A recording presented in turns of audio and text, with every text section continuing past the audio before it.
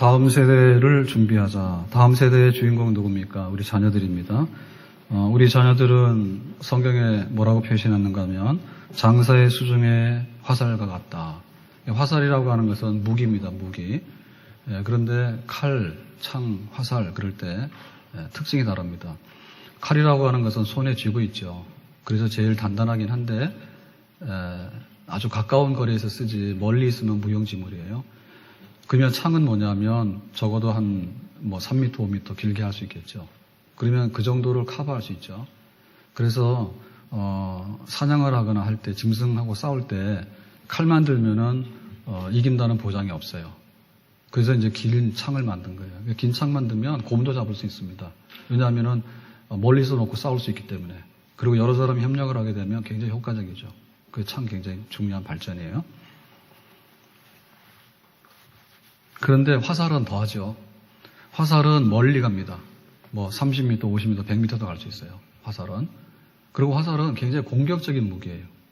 굉장히 공격적이에요. 지금 말하면 미사일이에요, 미사일. 우리가 그 행주산성이 있는데요. 행주대첩 그러면 굉장히 이제 기억에 남습니다. 임진왜란 때. 그러면 행주대첩이 행주치마, 부녀자들도 도와가지고 치마에다 돌을 날라서 싸웠다라고 하는데 사실은 승리하는 데는 별 도움이 안 되는 얘기입니다.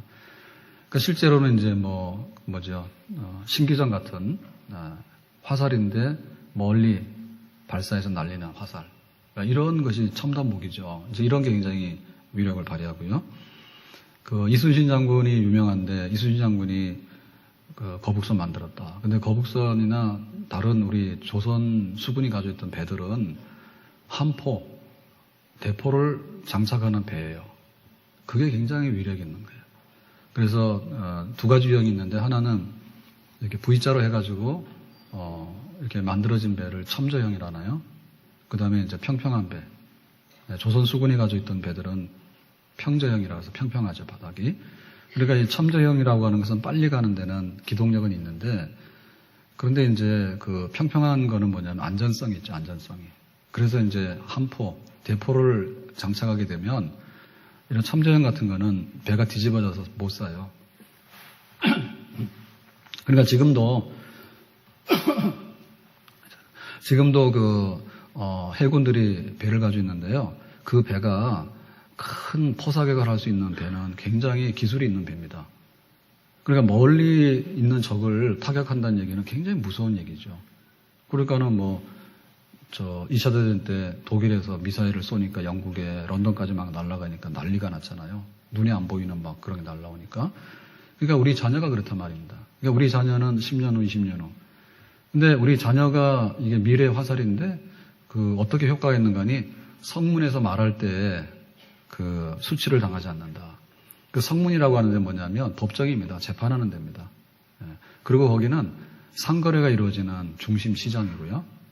그리고 거기는 이제 사람들이 모여가지고 세상 돌아가는 얘기를 하면서 여론을 수집한다든지 여러 가지 사회의 기능의 심장부와 같은 데가 성문이에요.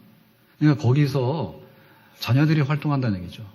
자녀들이 활동함으로 인해 가지고 법적인 것도 보호를 받고, 그 다음에 여러 가지 의사결정하는 데 있어서 정말 중요한 승리를 쟁취할 수 있는 자녀들, 그런 자녀들 때문에 그 공동체가 이제 보호를 받고 그 공동체가 번영을 할 수 있는 거죠. 그러니까 우리가 자녀들이 잘 돼야 된다는 얘기는 그냥 내가 노후 보장이나 하겠다라는 생각하면 별로 안 해도 됩니다. 지금은 자녀들한테다가 투자를 해가지고 노후 보장하게 되면요, 수익률이 없어요. 자식들한테 몇 억씩 교육비 다 드렸는데 나중에 부모들이 몇 억씩 받느냐? 못 받아요. 그래서 그거 주면 안 됩니다. 자녀들한테 주면 안 됩니다.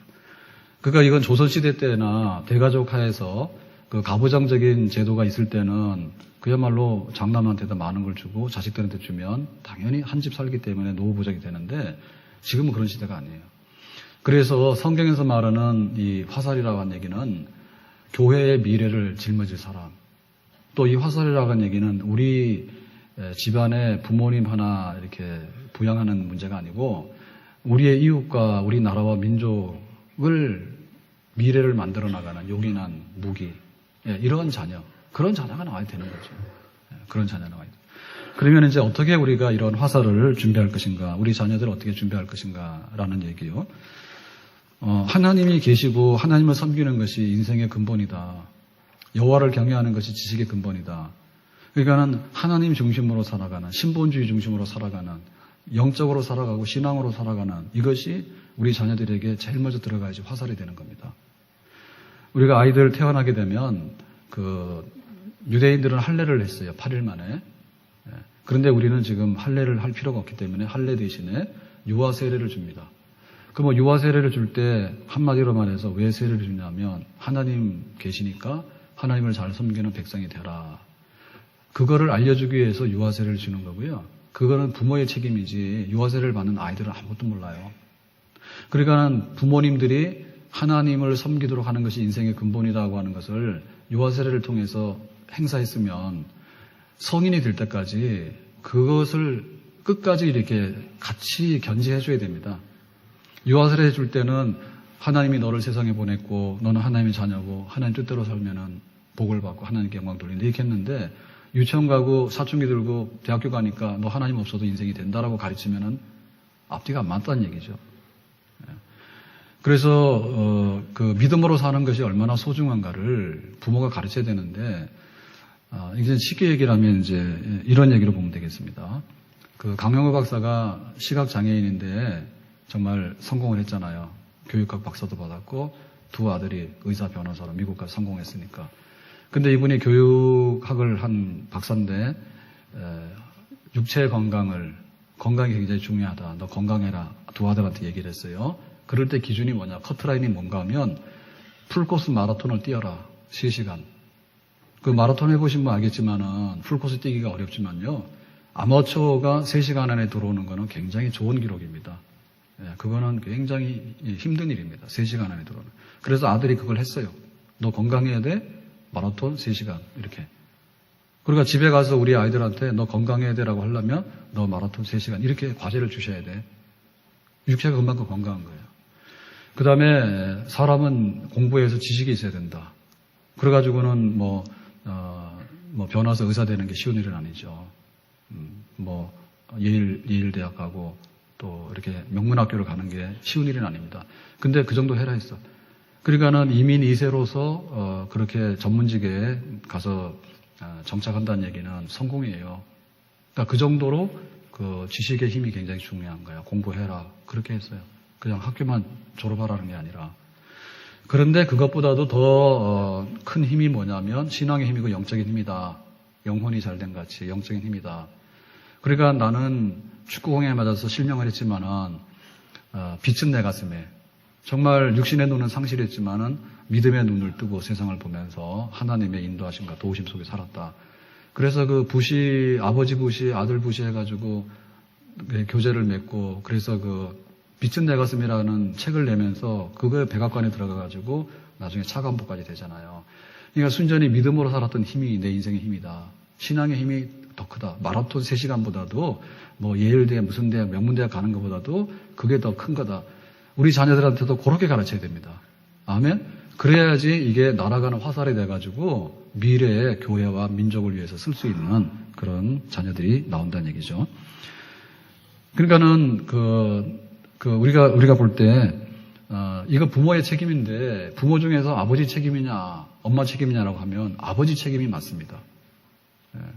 뭐 오늘 아버지들은 또 교회 와가지고 한 소리 듣고 가신다 생각하겠지만은 한 소리 듣는 게 아니라 아버지의 권한이 그렇게 크다고 받으셔야 돼. 어머니는 눈물로 기도하면 끝이요. 그 엄마들은 눈물만 흘리면 돼. 근데 신앙이 없는 엄마들은 눈물을 안 흘립니다. 전화해가지고 치킨 배달하고 피자 배달합니다. 근데 자녀들을 위해서 눈물로 기도는 안 합니다. 그러니까 눈물로 기도해야 돼, 엄마들은. 그런데 아버지가 뭐 해야 되냐면 가르쳐야 돼. 하나님이 계시고 하나님께 예배해야 되고 또 하나님 말씀대로 살아야 되고 하나님께 영광 돌리려면 네 인생이 복되다. 그거를 아버지가 가르쳐야 돼. 그리고 아버지가 집에서 목자요. 그래 유대인들은 성인식을 할 때 성경을 알아가지고 성경을 여러 사람들 앞에서 이렇게 해석하고 강론할 줄 알면은 성인식 통과입니다. 근데 성경을 부인하거나 성경을 모르거나 말도 못하거나 그러면은 어른이 안 되지. 어른이 안 되면 당연히 결혼도 못 하는 거지. 당연히 결혼도 못 하는 거지. 그것이 있을 때 우리 자녀들이 신앙의 자녀가 되는 거예요. 아버지 책임이에요. 그러면은, 아버지는 어떻게 했느냐라고 할 때요. 자, 구체적으로 보면요. 예를 들면 묵상을 가르쳐야 됩니다. 그러면 내가 하나님 말씀을 오늘 읽고, 이 하나님께서 이렇게 살라 하는구나. 이렇게 해서 내가 살아가는 묵상이 나에게 있어야 됩니다. 그러면은 또 부부간에도 묵상이 있는 거예요. 그럼 부부간에 모여서 둘이서 밥 먹으면 굉장히 의의가 좋은 부부잖아요. 하나님 말씀을 각각 먹고 하나님 말씀을 서로 이렇게 교제를 하는 부부는 영적인 부부예요. 그러니까 그런 부부가 정상이에요. 그러면 우리 자녀들도 묵상을 하는 거예요. 우리 매일 성경 하잖아요. 교회에서. 그러면 자녀들도 묵상을 하는 거예요. 그래서 모이면은 오늘 말씀에 원수를 사랑하라 했어요. 예를 들면 성적표가 꽝으로 나왔어. 그러면 성적표를 딱 들고 가가지고 오늘 내가 묵상을 했는데 원수를 사랑하라 합니다. 그러면 부모님 뭐라 하겠어요? 네 성적이 왜 이러냐, 너 원수다, 이런 말은 못하겠지. 자녀들하고도 함께 묵상을 나눠야 돼. 그냥 묵상하는지 안 하는지를 보고 지도를 해야 되니까 아버지가 해야 된다니까. 그게 정상적인 가정이에요. 믿음의 가정이에요. 정상적인 가정이에요. 그리고 소율의 문답을 가르쳐야 돼요. 우리가 믿는 게 뭔가를 가르쳐야 돼요. 그러니까 교회는 보조수단입니다. 네. 교회는 우리의 신앙의 보조수단이고요. 또 교회가 존재해야 되는 이유는 뭐냐면 신앙의 공동체를 경험하고 유지하기 위해서 교회가 필요한 겁니다. 모든 것을 교회가 떠맡는 건 아니란 얘기죠. 오후 찬양 예배 때 웨스트민스터 신앙 고백서를 강해를 해요. 그게 뭔가 하면 사도신경 말고 우리 장로교, 우리 개혁주의 교회의 신앙과 교회 직분자들의 신앙 고백의 표준이 되는 게 웨스트민스터 신앙 고백서예요. 그러면은 그거를 이제 가르치잖아요, 교회에서. 그러면 와서 배워야 됩니다. 그리고 우리가 믿는 바가 뭔가를 알아야 돼요. 그래서 33장인데 첫 장이 성경이고 오늘은 하나님이 어떤 분이냐, 두 번째 장입니다, 오늘 오후가. 그래가지고 이거를 가르치는데 어렵잖아요. 그래서 아이들 교육용으로 문답으로 풀어놓은 것이 소요리 문답이에요. 그러면 집에 소요리 문답이 다 있어가지고 우리가 천주교가 아니라 개혁주의 교회다. 그 다음에 우리는 장로교회다라고 할 때 우리가 믿는 바가 뭔가에 대해서 기본으로 해놓은 그거를 가르치면서 문답으로 가르쳐야 되는 거예요. 그러니까는 그냥 듣고 답하고 이런 걸 통해서 신앙교육이 쫙 되는 거예요. 세브란스의 임요한 선생이 의사, 외국인 진료부장인가 지금 하잖아요. 한국말 잘하는. 그분 낸 책이 뭐냐면 내 고향은 전라도, 내 영혼은 한국인. 내 영혼은 한국인, 내 고향은 전라도. 책 냈는데 굉장히 좋아요. 한번 보세요. 근데 거기 보면 자기가 아버지한테 맞은 기억은 없는데, 공부 때문에 맞은 기억은 없는데, 소요리 문답 그날 외울 거를 안 외워가지고 아버지한테 늘 심하게 터져가지고 죽을 뻔했다. 그렇게 써놨어요. 그런데 그것 때문에 자기가 이렇게 신앙을 지금도 간직하고 있다. 신앙의 뿌리가 된다 해서. 그게 뭔가 하면 아버지한테 배운 소요리 문답이에요. 그러니까 우리 가정에 그게 없으면 뿌리가 안 들어갑니다. 그거 해야 되는 거예요. 그러면 우리는 어떻게 되냐? 가정 예배를 하면서요, 가족이 교회에 같이 나오는 이러한 신앙생활을 자녀들과 함께 해야 돼요. 우리 자녀들을 지금 교회 학교로 보내잖아요. 근데 사실은 어른들하고 같이 예배 드리는 게 더 바람직한 겁니다. 근데 이제 교육적인 목적을 향해서는 떼주고 있는데요. 어쨌든 같이 와야 돼요, 교회를. 그래서 전혜선 박사 6남매가 있는데 자녀가 6인데 박사학위가 11개예요. 그래 그 중에 이제 잘 알려진 분이 고정주, 고홍주 예일대 로스쿨에 학장을 했고 인권 차관보를 했고 그다음에 한 분은 보건복지 차관을 했고 이런 분들 아니에요. 근데 그 집안의 자랑이 뭔가 하면 흩어진 자녀들이 얼마나 바쁩니까? 다 잘난 사람들이에요. 그래가지고 주일날 예배면 다 모이는 거야. 6남매가 다 모여서 함께 교회를 가서 예배를 드려. 그러면 예배 드리고 오는 차 안에서부터 오늘 예배 시간에 하나님께서 우리에게 이런 말씀 주셨지. 그럼 우리가 어떻게 살아야 될까? 그 얘기를 하면서 집에 도착해서 함께 식사를 하고 주일을 지내는 거예요. 그런 가정이 정상적인 가정이고 잘 되는 가정이에요. 그러니까 이 화살이 제대로 되면 100m도 날아가서 명중을 시킵니다. 근데 잘못된 화살은 부러져 버려요. 잘못된 화살 쏘다가 자기 손 다쳐. 자녀 때문에 폐가 망신하고 자녀 때문에 망하는 경우가 얼마나 많습니까? 그러니까 그것이 뭐냐면 우리 가정에서 나오는 거예요. 우리 부모가 어떻게 자녀들과 같이 예배를 드리고 하나님 말씀대로 살고자 하는 그런 나눔을 하는가. 거기에 따라 달린 거죠. 교회를 우리가 제대로 가르쳐야 돼요. 중국 내지 선교의 아버지가 허드슨 테일러라는데 영국분인데요. 이분이 이제 중국의 초창기에 선교 가가지고 그 중국식으로 이렇게 복장도 하고 머리도 하고 해가지고 선교에 굉장한 개척자로서 그런 발자취를 남긴 유명한 선교사입니다. 근데 중국 선교 누가 보내서 갔느냐면 자기가 어려서 아버지와 그 성도들, 아버지 친구들이 와서 하는 얘기를 들은 얘기에서 중국 선교에 대한 비전을 갖게 되는 거예요. 중국이라는 나라 있는데 인구가 막 10억이 넘는데 어마어마하다. 그런데 거기는 복음을 전하지 않기 때문에 정말 믿는 사람들이 없다. 그러니까는 막 1분 1초에 얼마나 많은 사람들이 죽어가는데 시급한 선교가 필요하다. 이런 얘기를 이제 그 당시에 듣게 된 거죠. 부모들이 하는 얘기를 옆에서 이렇게 기독량에서 들었는데 내가 가야 될 것 같다는 생각이 들어가지고 자기가 선교사로 준비를 해요. 그래가지고 이제 그 의사로서 훈련도 받고 죄송합니다 목을. 그래가지고는 이제 그 선교사로 이렇게 나가는데 그러니까는 집에서 교회에 대해서 안 좋은 얘기나 뭐 이런 얘기를 하는 건 교회 가지 마라. 제발 비는데 교회 가지 마라. 하나님 믿지 마라. 이런 얘기를 하는 건 똑같습니다. 네, 교회 갔더니 뭐 김 집사님 있잖아. 머리는 어디서 했는데 머리는 이상하게 해가지고 뭐 갖고 수세미 갖고 막 이런 얘기는 하고 말이에요. 그리고 어느 집에는 막 시험에 들어가지고 말이야 막 엉망이 되고 이상하게 됐더라고. 이런 얘기를 하니까 자녀들한테 독초를 먹이는 거예요. 피로 값주고 산 교회예요. 그러니까 정말 목숨을 바쳐서 교회를 섬기는 성도들이 진짜 성도들인데 그런 사람들이 얼마나 많은지 몰라. 하늘에 구름 같은 증인들이 있다 했거든요. 우리 교회도 그렇습니다. 그러니까는 나는 못하지만 그렇게 훌륭하고 신실한 교인들이 너무너무 많아. 이렇게 해가지고 하면은 뭐 집에서 부흥회를 하는 거 아니니까 부모가 입만 열면 부흥회를 하는 거 아니에요. 자녀들이 하나님 앞에 나오면서 알곡이 될 수밖에 없는 진짜 교인이 될 수밖에 없는 그런 열매가 있도록 하겠죠. 그리고 그 물질로 섬기는 것도요 마찬가지인데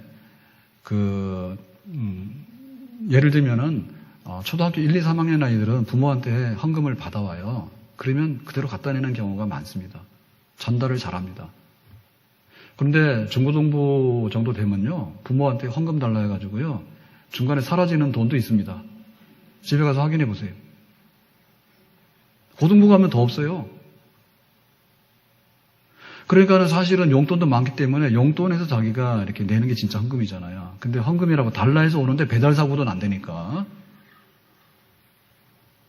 그러니까 이게 어려서부터 안 되기 때문에 예를 들면 내가 헌금을 1,000원을 하는데 1,000원을 안 해가지고 뭐가 될까? 그거 그냥 아이스크림 사 먹거나 게임방 가가지고 게임하거나 하는 겁니다. 그거를. 옛날에 우리 그 건물 중에는 종로가 제일 번창했잖아요. 지금은 강남이지만 종로 중에서 상징적 건물이 종로이가의 YMCA 건물이에요. 오래도록 YMCA 건물이 제일 유명했습니다. 근데 그 건물에 많은 사람들이 기부를 했지만 제일 중요한 기부자가 워너메이커예요. 그 사람이 근대 백화점의 백화점 왕이라고 그런 분이죠. 사업가인데. 근데 그 워너메이커가 어떻게 그렇게 사업가가 되고 나중에 장관도 되고 했느냐 할 때 자기가 어려서 교회를 나갔는데 아버지 벽돌 공장 하거든요. 그러니까 열심히 일해가지고 주급을 받아가지고 벽돌을 사다가 돈 되는 만큼 벽돌을 사와가지고 물이 배수가 잘 안 되니까 비가 오면은 물이 진흙창이 되는 거야. 그래서 교회 마당에 벽돌 하나씩을 깔아나갔어. 그런 사람이 나중에 백화점왕이 되고 아주 성공하는 사업가가 되고 그 사업을 통해서 세계 선교를 선비한 그런 사람을 성장한 거예요. 그러니까는 우리 자녀들 떡잎부터 알아본다 하는데 그냥 돈 주세요 해가지고 막 쓰고 다니고 게임방 가서 막 쓰고 다니고 이렇게 해가지고는요 비전이 없습니다. 네? 그거 왜 아까운데 내냐고. 하나님께 내는 것만큼 소중하고 정신 차릴 수 있는 게 어디 있어요. 네? 하나님이 주인인데 내가 이렇게 하나님을 섬기고 그렇게 어려서부터 그렇게 들면은 젊은 사자는 굶주릴지라도 하나님을 섬기는 자녀는 굶주림이 없는 줄로 믿습니다. 그리고 우리 아이들에게 봉사하는 법도 가르쳐야 됩니다. 교회 와서 대접만 받고 가는 건 안 돼요. 그래서 봉사를 가르치려면 학생들 같은 경우에 이제 학교에서도 봉사 시간을 해가지고 오라 하니까 막 도장도 가짜로 받아주고 막 하잖아요. 그런 거 하면 안 됩니다. 실제로 봉사를 시켜야 되는 거고요. 교회 와서 봉사하는 거 시키세요. 주일날 오셔가지고 봉사를 해야 되는데 예를 들면 시급 5,500원 정도 하잖아요. 학생들 만약에 알바를 하게 되면. 그러면 주일날 요 만나오라 가지고 거기 식탁 좀 닦고 하는 거 그거 좀 하면 안 돼요? 그러니까 1시간을 가서 방학 때 아이들이 알바를 하더라도 6,000원을 못 받잖아요. 근데 교회 와서 1시간을 하게 되면 이거 국수 드시고 하는데 1시간도 안 걸려요. 그럼 와가지고 좀 이렇게 해주고 하는 거. 예를 들면 세상 말로 말하면 6,000원짜리도 안 되는 봉사예요. 근데 그것도 못 시키는가? 근데 그걸 시킴으로 인해가지고 어떤 사람이 되는가? 정말 어디 가더라도 얹혀 사는 사람이 아니라 어디 가도 대접받고 주인이 되는 사람이 되는 줄로 믿습니다. 지금 시켜야 됩니다. 그래서 와서 이게 대접받고 가는 거를 너무너무 자랑스럽게 생각하시면 반대입니다. 교사들이 굉장히 수고가 많은데요. 아이들이 그래요. 저기 에브리데이 가가지고 선생님 가요 해가지고는 선생님 가자 소리 안 했는데 가가지고요. 선생님 해가지고 막 집어들면 10,000원도 넘게 집어든대요. 애들이. 예? 그러면 그걸 좋다고 하는데 그렇게 하면 안 되지. 부모님들이 가서 빚 다 갚아야 돼. 선생님들한테. 그리고 그걸 자랑할 게 아니라 내가 오늘 교회 가서 뭘 했는가. 뭐 왔다 가면은 당연히 쓰레기가 남거든요. 쓰레기가. 그래서 막 과자를 주고 간식을 주고 하니까 이런 게 막 남아가지고 과자 이런 봉지 남은 거 막 몇 달씩 막 이렇게 있는 게 있어요. 스낵 이런 거. 그 오래되면 먹지도 못하고 나쁜데 이런 게 막 쌓여있단 말이에요. 옛날에 보면은. 그러니까 얼마나 우리가 이렇게 봉사하고 섬길 것인가에 관해서도 그게 이제 어려서부터 부모와 아이들이 함께 살아가는 교회 안에서 배우는 방식이 돼야 되겠죠. 그러게 되면 어디 가서 남한테 손가락질 받거나 눈밖에 나는 사람, 자기밖에 모른다고 하는 사람, 이런 사람은 절대 될래야 될 수가 없지 않을까. 그리고 우리 자녀들 교회 학교를 보내거든요. 근데 교회 학교는 아버지가 집에서 다 해야 되는 게 맞는 거고요. 보조로 보내는 겁니다. 주일날. 그러면 11시면은 지금 12시 반까지 애들도 유년부를 하고 있습니다. 유초등부를. 그럴 때 그 예배를 드리면서 이제 공과 공부를 한 2시간, 20분 정도 해요. 그러면 우리 총회에서 몇 년 커리큘럼을 짜가지고 뭐 창세기, 로마서 이런 식으로 해서 이제 공과를 만들어서 책을 가지고 공부를 하거든요. 신앙교육을 위해서. 그러면 그 공과책이 존재하는 것을 아시는가 모르겠어, 부모들이. 그런데 그 공과책을 교회에서 이렇게 주잖아요. 그러면은 집에 가면 분실이 된대. 그러니까는 교회에서 분실될 것 같으면 교회에다 보관해놓으라 해가지고 공부 시간에만 나눠주고 쓰고 공부 끝나면 걷어놓고 가라 하는 거야. 이렇게 되면 이거는 뭐냐면 그 위험한 무기류입니다. 무기류. 무기를 반출하면 위험해서 사건 내니까 무기 창고에다가 총기 반납하라 하는 식이나 하는 거지. 그럼 하겠습니까? 아니면은 그 공과 공부나 이 책이 말이에요. 성경책이 한 1톤 되는 거예요. 너무나 무거우니까 가다가 뼈 부러질까봐 교회에다 보관하고 가라는 거지. 그런데 이게 그 세상 말로 말하면 말이 안 되는 얘기입니다. 그 초등학교만 되더라도 지금 부모가 중간고사 시험 잘 치도록 하는 게 기도 제목이더라 보니까. 그러면은 아예 공부 애들이 굉장히 많이 하는데 막 엄마들이 가가지고 서점 가가지고 총정리 막 이런 문제집 이런 거 사다가 막 갖다 쌓아놓는 거야 공부하라고. 예? 그러면 교회 거에 대해서 어떻게 됩니까? 총정리 문제집이 쌓여져야 되지. 그리고 저 아이들 선행학습을 너무 많이 하잖아요. 초등학교 애들이 중학교 다 떼고 가고 중학교 애들이 미적분 다 떼고 가고 말이야. 선행학습 못해가지고 야단이잖아. 그러면은 교회에서는 도대체 뭐를 공부하고 있는지 부모들이 알기는 하는가. 그러니까 선행학습도 해야 될 거고 복습도 해야 될 거고 그래서 이걸 내 것으로 만들어도 부족한데 일주일에 겨우 1시간 반 그것도 떠들고 하는 거 뛰면 다 빼면 얼마 되지도 않아요. 그런데 공과책도 안 주고 그래서 다 주라 했거든요. 없어지면 부모들이 다 사내야 돼. 예? 그러니까 우리가 그 화살을 준비를 하라 했는데 정말 화살이 이 제대로 된 화살이 되고 있는가에 대해서 현실을 아셔야 됩니다. 그렇게 해도 일주일 내내 시달리고 과외하고 학원 가가지고 세상에 어떤 데 젖어 사는 아이들이 성경대로 살고 하나님을 인정하고 살아가는 데 있어서 헤어나기가 어렵지 않을 거예요. 예? 그래서 이제 제자학교를 하라는 거예요. 제자학교를 하려면은 교회학교는 예배 중심으로 하고 제자학교는 훈련 중심인데 기본 훈련이 묵상 큐티입니다. 큐티하고 또 뭐 다른 이제 세계관이나 이런 거를 이제 배워서 하는데 훈련 중심이에요. 그러면 예를 들면 딱 한다 하더라도요. 150분 해서 3시간입니다. 9시에 와서 12시까지 예를 들면 제자학교를 다 하더라도 100%. 근데 그거 3시간 해가지고 훌륭한 자녀가 된다 그러면요. 하고도 남아야 되죠. 그래서 그 성경 공부하는 과외 선생님도 두고요. 예? 따로 훈련도 받고요. 그런 거를 우리가 마음에 받아들일 그런 여유를 가져야 되고 그것이 구체적으로 화살을 만드는 작업이다 그 말입니다. 아멘?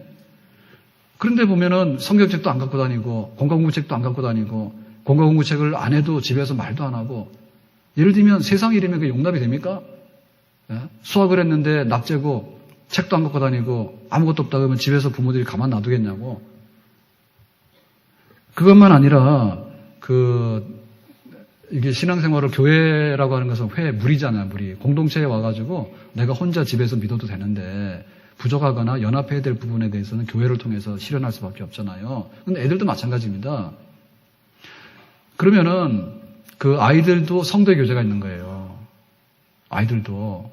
그러면 아이들이 교회에 머물 수 있는 여유를 줘야 돼요. 끝나면 와 해가지고 짐짝 싣고같이 사라져버립니다, 부모들이. 그러면 아이들이 친구의 안녕도 못하는 거예요. 그냥 왔다 가느라고. 그러면 아이들이 고립무원의 상태로 가잖아요. 그러면은 지금 예를 들면 중학교 1, 2학년 애들이 사춘기 굉장히 심하다잖아요. 그러면 제가 옛날에 들은 얘기인데 호국중학교만 가더라도 교실에다가 가르침도 했는데 복도에다가. 그리고 애들이 욕을 하는데 집에서는 상상도 못한 욕을 한대 애들끼리 모이면. 왜 그러냐? 나빠서 그런 게 아니라 그런 거 안 하면 왕따라지. 그 나쁜 문화에 함께 이렇게 동참 안 해주면은 누구 혼자 잘났나 해가지고 왕따를 시키고 하니까 애들이 그냥 욕하는 데 가면 자기도 욕을 하는 거고 침 뱉는 데 가면 자기도 침도 그렇게 행동을 한다는 거예요. 그러니까 이게 안 좋은 교제의 영향력입니다. 그러면 우리가 하나님 자녀로 살아가려고 그러면은 초등학교든 중학교든 고등학교든 교회 오면은 친구야 잘 있었어? 지난 주간에 어려운 일이 뭐였어요? 내가 기도해 줄게. 이 정도는 해야 되잖아요. 그 땡 하면 땡 가버리니까 뿌리를 내리려면 뽑아내는 거지. 성도의 교제 없는 거예요. 그러다 보면 뭐냐면 세상적으로 나쁜 아이들한테 영향을 더 많이 받게 돼요. 좋은 친구를 맺어줘가지고 좋은 친구, 신앙적인 친구가 10명이 되고 나쁜 친구가 5명이면 견뎌낼 힘이 있는데 나쁜 친구 10명인데 좋은 친구 아무도 없는 거예요. 100점 100패죠, 그거는. 근데 그거를 우리가 부모들이 그냥 수수방관하고 있고 그 길로 응원하고 가고 있다니까. 그래서 교회 친구를 사귀려면요. 돈 좀 써야 돼요.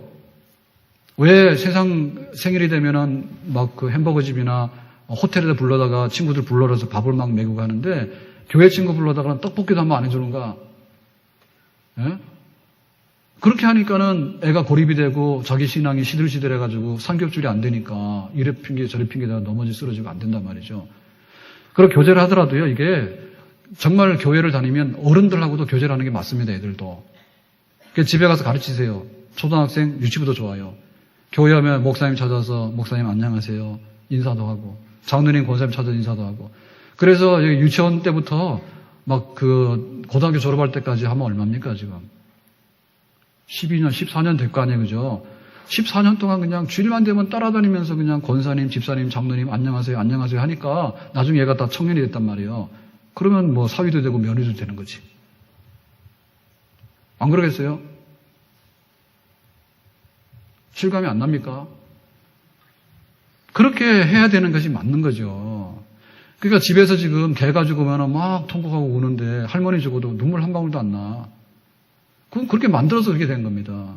그러면 교회 와서도 뭐냐면 교회가 뭔데? 라고 할 때 교회가 우리 권사님 있고 우리 집사님 있고 장로님 있는 데야. 이렇게 생각하게 될 때 교회를 인격적으로 이해하게 되는 거예요.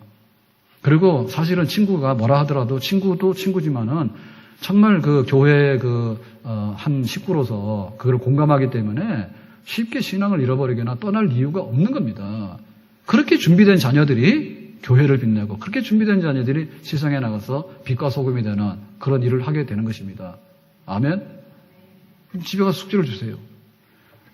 장로님, 권사님 명단 딱 준 다음에 사진까지 다 뽑아주라고. 그래가지고 처음에는 소개시키고 안 되면 네가 돌아다니면서 다 인사하고 도장 찍고 와라고. 그렇게 하는 자녀들이 어디 가더라도 모나거나 어디 가더라도 인간미가 없다거나 어디 가더라도 눈밖에 나는 자녀가 될 수 있을까? 있을 수가 없죠. 네? 교회만큼 아름다운 공동체가 어디 있습니까? 그러니까 우리가 이렇게 하는 것에 대해서요, 굉장히 적극적이고요, 부모의 책임이 무한대로 있고, 그걸 해야 된다고 하는 것을 우리가 인정해야 됩니다. 이스라엘아, 들으라 이스라엘아, 성경의 교육 강령 중에 보면 그랬습니다.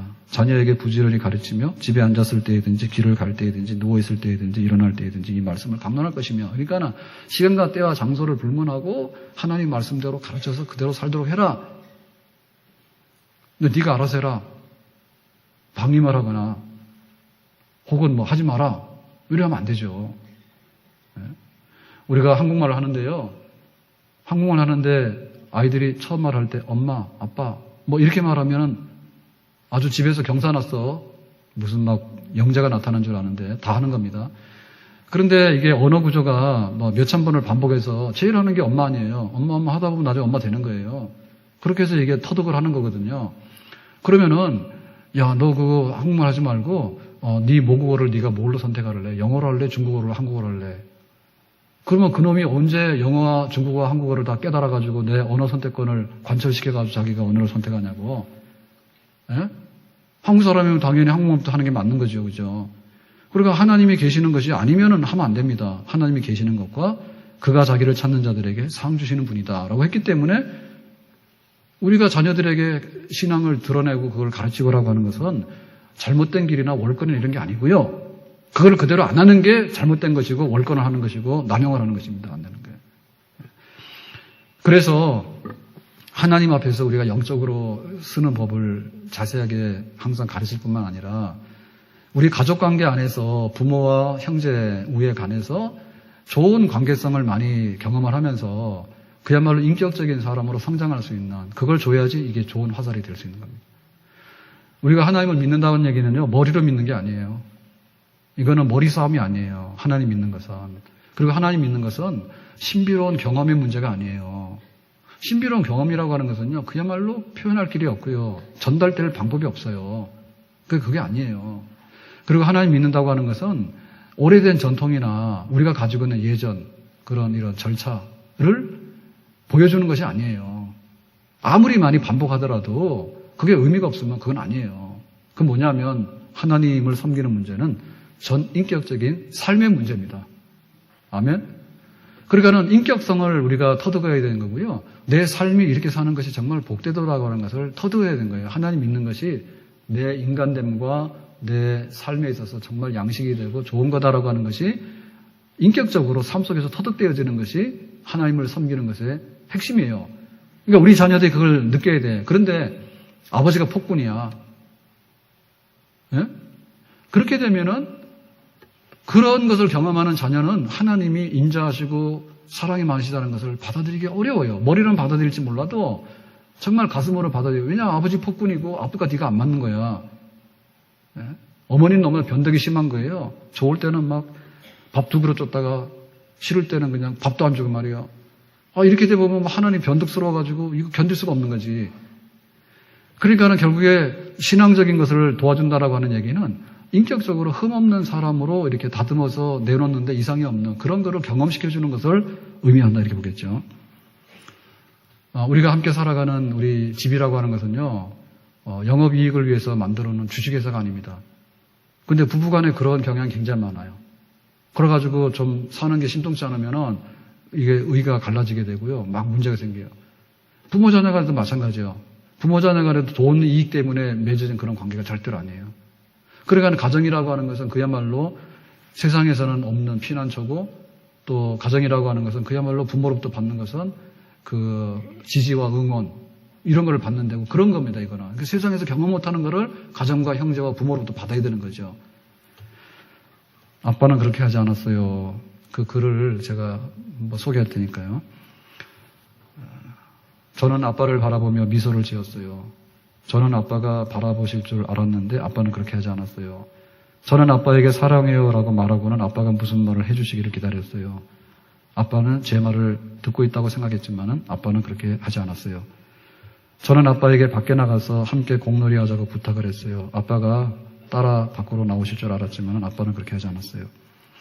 저는 아빠가 봐주시길 기대하며 그림을 그렸어요. 그 그림을 간직할 줄 알았는데 아빠는 그렇게 하지 않으셨어요. 저는 집 뒤에 빈터에다가 야영 장소를 만들었어요. 아빠가 저와 함께 하룻밤 캠핑을 해줄 줄 알았는데 아빠는 그렇게 하지 않았어요. 저는 아빠와 함께 대화하면서 제 생각을 나누고 싶었어요. 아빠도 그걸 원하는 줄 알았어요. 그런데 아빠는 그렇게 하지 않았어요. 저는 아빠와 함께 저의 젊음을 나누고 싶었어요. 아빠도 그걸 원하신 줄 알았어요. 그런데 아빠는 그렇게 하지 않았어요. 그러니까 아버지하고 아들하고 완전히 이제 다른 길을 간 거죠. 조국이 저를 불러 저는 국방의 의무에 따라 전쟁터로 떠났어요. 아빠는 저에게 무사히 돌아오라고 말했죠. 하지만 전 그렇게 하지 못했어요. 이제는 아버지가 전쟁터에서 잘 다녀와라 라고 했지만 아들은 그러지 못해요. 그러니까는 태어나서 죽는 날까지 아들이 원하는 거 아버지가 안 해주고 아버지가 마지막에 아들한테 부탁한 거 아들도 못 해주고 그건 나무로 산 거지. 그걸 경험하도록 해라는 얘기죠. 자녀가 아버지 부르면 아버지가 대답 좀 해주고 또 아버지가 자녀를 부르면 자녀들 좀 대답해주고 그렇게 좀 만남이 있는 그걸 경험하도록 해라. 제가 지난 수요 예배를 드리면서 무슨 말하다가 지금 철쭉이 한창인데 철쭉 그 사진 좀 찍었냐 했더니 별로 안 찍는 것 같더라고. 그랬더니 또 예배 끝나고 나서 뭐 중산 공원 가고 막 사진 찍으러 난리가 나서 비 오는 날인데도 여러분 그 철쭉점 안에 유명한 철쭉제가 많죠. 뭐 태백 뭐 온갖 다 있잖아요. 근데 그런 거 말고 아파트 화단에도 여기 천지입니다. 철쭉이. 그러면 철쭉 그 꽃 앞에 가가지고 참 이쁘다.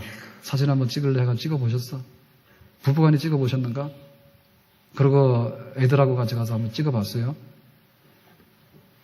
엘리베이터 타고 내려와서 그 철쭉 앞에 쓰는데 내가 볼 때 1분도 안 걸려. 아니 먼 집은 한 5분 걸리겠다. 근데 우리 집은 1분도 안 걸려요. 정말 철쭉이 막 너무너무 막 꽃이 많아요.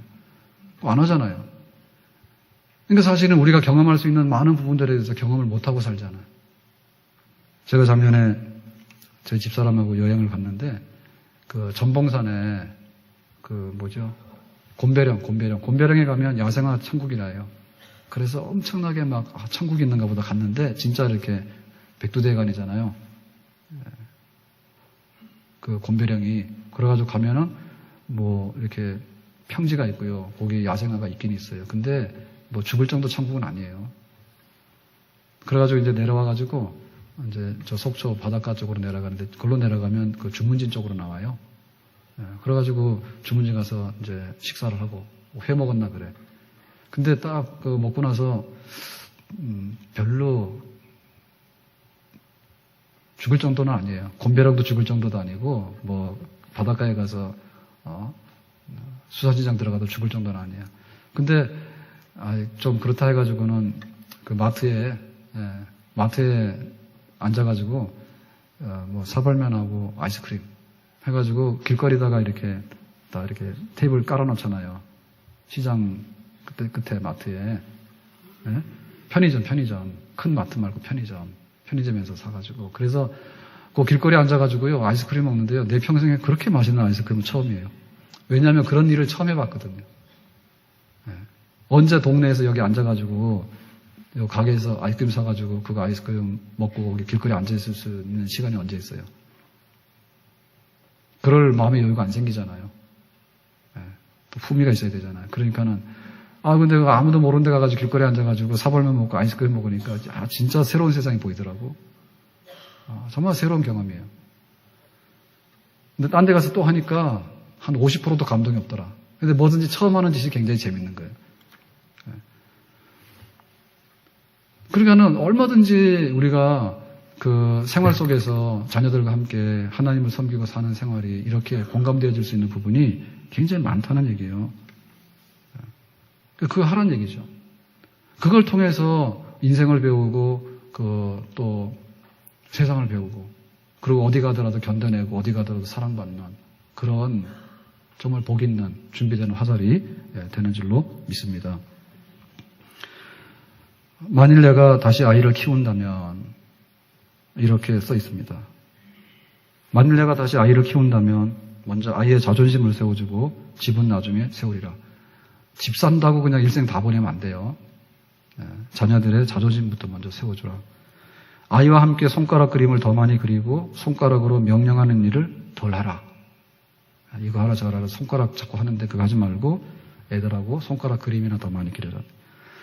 아이를 바로잡기 위해서 덜 노력하고 아이와 하나 되려고 더 많이 노력해라. 아이를 바로잡겠다 해가지고는 자꾸만 도망가고 남이 되는 것보다는 하나가 되는 노력을 더 많이 해라. 시계에서 눈을 떼고 눈으로 아이를 더 많이 바라봐라. 시계 보고 살지 말고 아이들 눈을 보고 살아라. 만일 내가 다시 아이를 키운다면 더 많이 아는데 관심 갖지 않고 더 많이 관심 갖는 법을 배우리라. 관심 많이 베풀어주는 것. 자전거도 더 많이 타고 연도 더 많이 날리리라. 들판을 더 많이 뛰어다니고 별들을 더 오래 바라보리라. 더 많이 껴안고 더 적게 다투리라. 도토리 속에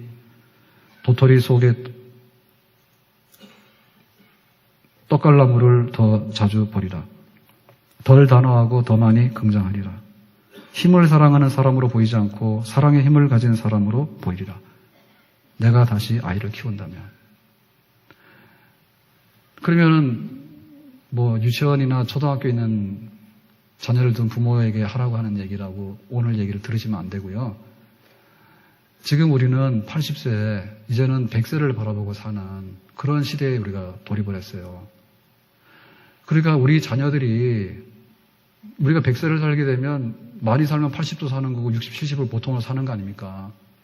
그러니까 지금 우리 자녀들과 함께 살아온 시간들이 우리 자녀들이 나이가 30이라 그러면 30년입니다. 앞으로 살 날은 50년 남았습니다. 그러니까 자녀와 함께 살아가는 얘기는 끝난 게 아니라니까, 엔딩이 아니라니까요. 그러니까 아직도 시작을 안 하신 분들은 잘 시작하면 굉장히 좋고요. 그리고 좀 늦었다 하더라도요, 나이 30, 나이 50 되는 자녀도 하나님을 섬기면서 부모 자식 간에 인생을 함께 나누고 어떻게 사는 것이 멋있게 사는 건가에 대해서 우리 인생은 사명이라 했거든요. 내가 무엇을 위해서 살 것인지, 하나님께서 나에게 무엇을 원하시는지를 나도 알고 우리 아들, 딸도 알아야 되겠죠. 그거를 공유하고 살아가는 것은 이거는 유치원 아이들한테 해당하는 얘기가 아니에요. 근데 지금이라도 늦었더라도 늦은 게 아니니까 해야 된단 말입니다. 사춘기 지나고 나서 육신적으로 거의 성숙되면은요, 사실은 부모 자식 간의 관계는 끝나는 겁니다. 육신적으로는. 예? 우리나 대학교 등록금 대주지, 미국 같은 나라에서 대학교 등록금 대주냐고요. 그리고 집에서 살면은 하숙비 받는 거 아시죠? 예? 우리는 시집장가 가는데 막 유산까지 다 주려고 야단이잖아요. 근데 지금은 그런 거 하시면 안 되겠지만은, 그러니까 우리가 육신적인 관계는 끝났다 하더라도요, 인생을 살아가는 관계는 끝나는 게 아니죠. 인생 끝나는 날까지는 인생은 계속되는 거잖아요. 더군다나 우리가 하나님을 믿고 영생한다고 믿는데, 영생한다고 하는 그 믿음에서 우리 가족 관계나 자녀들 관계는 영생하는 겁니다. 그러니까 지금이라도 하나님이 계시는 것과 우리가 왜 예배를 드려야 되는 것과 어떻게 살아야 되는 것과 우리 가족이 함께 우애를 할 때 어떻게 할 건가, 그런 영적인 우애나 영적인 가족 관계가 성립이 안 되면 재미없어요. 정말 삭막합니다. 그렇기 때문에 이 얘기는, 장사의 수중에 든 화살이라는 얘기는 지금 우리에게도 해당되는, 늦었지만은 지금이라도 그 화살을 준비하면 미래가 열려지는 그런 복 있는 가정이 될 수 있는 줄로 믿습니다. 다시 한번 우리 어른들이요, 부모님들이 부모님의 자리로 돌아가셔야 됩니다. 그리고 우리 자녀들이 준비된 화살이 되도록 해야 되는 것. 그러니까 세상의 모든 것이 나로부터 나오고 우리 가족으로부터 나오는 거예요. 그러니까 나 자신을 찾지 못하고 우리 가족관계 속에서 부모가 부모 자리를 찾지 못하고 자녀가 부모로부터 받아야 되는 축복을 받지 못하면 세상에 나가가지고 망가지는 거죠. 망가지는 거죠. 오늘 5월이 정말 가정의 달이, 우리 가족 식구들이 다 하나님 앞에서 복받는 가정의 달이 되기를 바라는데, 우리 자녀들 문제가 다시 한번 속 시원하게 해결되고 시온의 대로가 열려지는 그런 준비된 화살 같은 자녀들로 세워지기를 예수님의 이름으로 축원합니다. 기도하겠습니다.